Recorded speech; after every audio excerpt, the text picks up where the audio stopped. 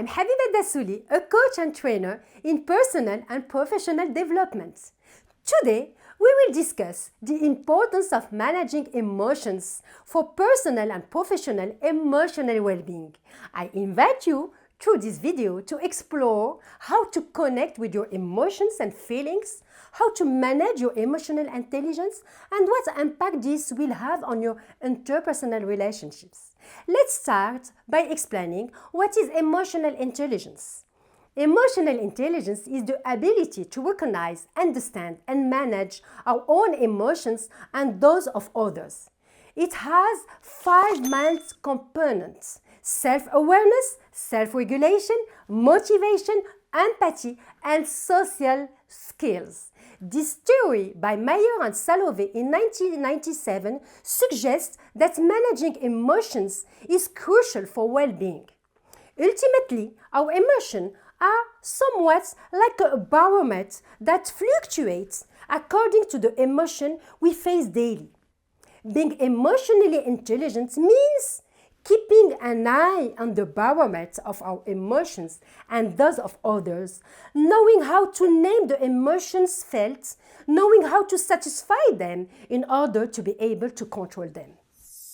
Let's talk about the importance of emotional and relational intelligence. Emotional intelligence is essential because it helps us navigate our relationships, manage our stress, make decisions, communicate effectively, and achieve our personal and professional goals.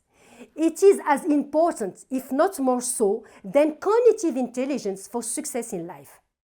According to Frija in 1994 and Lazarus in 1991, emotional skills allow us to analyze the impact of emotions on our behaviors and reasoning in different personal and professional situations, and to use our emotion strategically to increase individual and collective efficiency.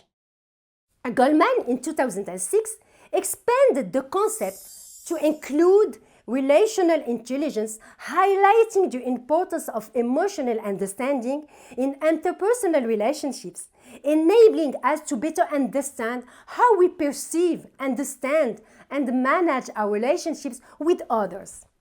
Relational intelligence allows better collaboration and teamwork in that it promotes the ability to work effectively with others towards common goals. It also encourages creativity and collective productivity.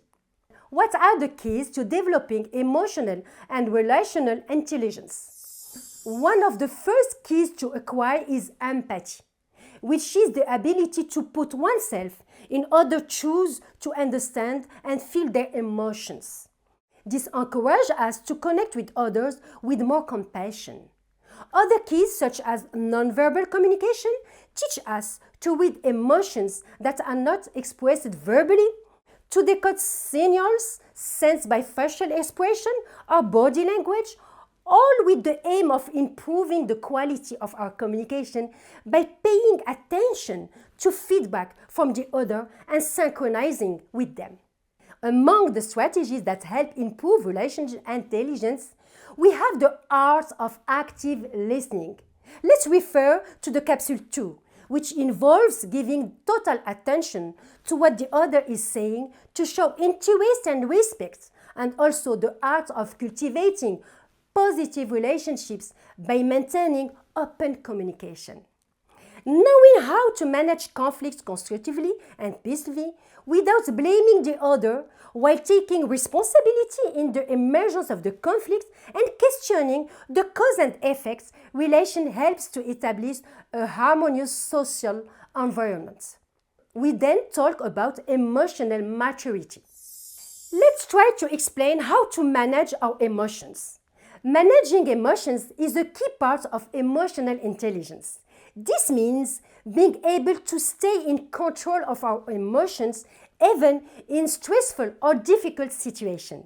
This may involve techniques such as deep breathing, meditation, or simply take a moment to reflect before reacting. We then talk about taking a step back. You have probably heard that we should not make decisions when the emotion of anger is too present in us. and that we should not promise too much or commit when the emotion of joy is also too present. Managing your emotions means learning to identify them: fear, sadness, anger, joy. Learning to separate the emotion so as not to be at their mercy. It also means being able to control your emotion by satisfying the needs of each expressed emotion. For example, to calm the emotion of anger, we need to present or receive apologize.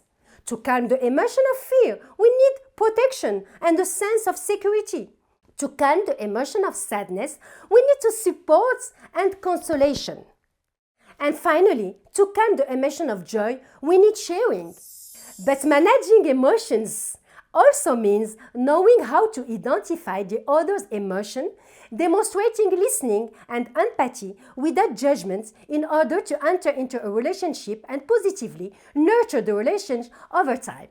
If we understand that in the management of emotions, we are at least two, and that we are partly responsible for the evolution for the other's emotion by our non-verbal gestures, facial expressions, posture, or paraverbal sound, volume, noise, attitude. Then we become more emotionally and relationally intelligent. By using a powerful tool like assertiveness, also called the art of diplomacy in communication, we learn to choose the right moment to interact with the other, to decode our emotions and those of the other to positively synchronize, to use markers of respect and recognition towards the other in order to improve interpersonal relationships and develop relational intelligence. Let's move to the parts of understanding the well-being of emotional intelligence. Emotional intelligence also contributes to our personal and professional well-being. By understanding and managing our emotions, we can improve our mental health, strengthen our relationships, and increase our job satisfaction. If we return to Maslow's pyramid in 1954, we see that the realization of personal potential is a key aspect of the hierarchy of needs requiring the pursuit of personal growth and self-realization. This involves effective management of our relationships, the ability we have to make wise decisions regarding our own behavior, knowing when to confront, keep silence, comfort or support, always with the aim of preserving the relationship. We used to talk about choosing our battles. Some situations resolve themselves by adopting a silence of circumstance to let the other's anger subside. In other situations, we need to support or comfort to reduce the emotion of sadness in the other and preserve the relationships. Behaving this way, adopting the wise strategy for each situation, is being fully conscientious in the use of our emotional and relational intelligence. In conclusion, emotional intelligence is an essential skill that we should all seek to develop. It can help us live a more balanced, satisfying, and successful life. Thank you for listening to me today, and I hope you will continue to explore and develop your own emotional and relational intelligence. Don't forget to answer the quiz at the end of the video.